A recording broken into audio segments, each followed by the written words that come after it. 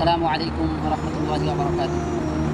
আলহামদুলিল্লাহ ওয়াসসালাতু ওয়াসসালামু আলা রাসূলিল্লাহ ওয়া আলা আলিহি ওয়া সাহবিহি আজমাইন, আম্মা বা'দ। শুরুতেই প্রশংসা জ্ঞাপন করছি মহান আল্লাহ সুবহানাহু ওয়া তাআলার, যিনি অসংখ্য নিয়ামত দিয়ে আমাদেরকে ভরপুর করে রেখেছেন। আলহামদুলিল্লাহ। দরুদ ও সালাম আমাদের প্রিয় নবী মুহাম্মদুর রাসূলুল্লাহ সাল্লাল্লাহু আলাইহি ওয়াসাল্লামের উপর পেশ করছি।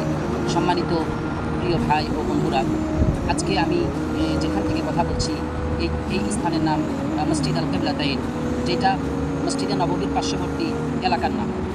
এখানে যে মসজিদটি রয়েছে এই মসজিদের নাম মসজিদ আল কিবলাতাইন। মসজিদ আল কিবলাতাইন এটা হওয়ার একটি ইতিহাস রয়েছে। এর অর্থ হলো দুই কেবলার মসজিদ, অর্থাৎ এখানে থেকে সলাতে দুই কেবলার দিকে সলাত আদায় করা হয়। এক জেরুজালেমের দিকে, আবার পরবর্তীতে বাইতুল্লাহর দিকে।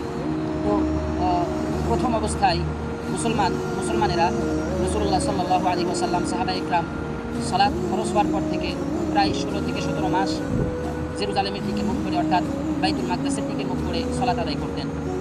এরপরে কোরআনে একটি আয়াত নাজিল হয়েছে।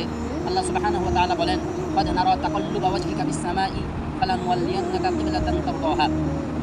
রাসূলুল্লাহ সাল্লাল্লাহু আলাইহি ওয়াসাল্লাম বারবার আসমানের দিকে তার দৃষ্টি ফিরাইতেন।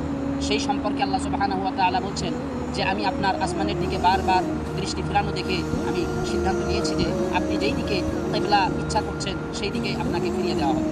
এরপরে কিবলা জেরুজালেম থেকে বাইতুল্লাহর দিকে পরিবর্তন হয়ে যায়।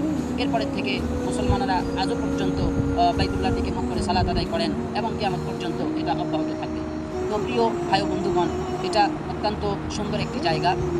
মসজিদে নববীতে, মদিনাতে 4টা মসজিদ রয়েছে। তার মধ্যে প্রসিদ্ধ মসজিদ সমূহের একটি মসজিদ আল কিবলাতাইন।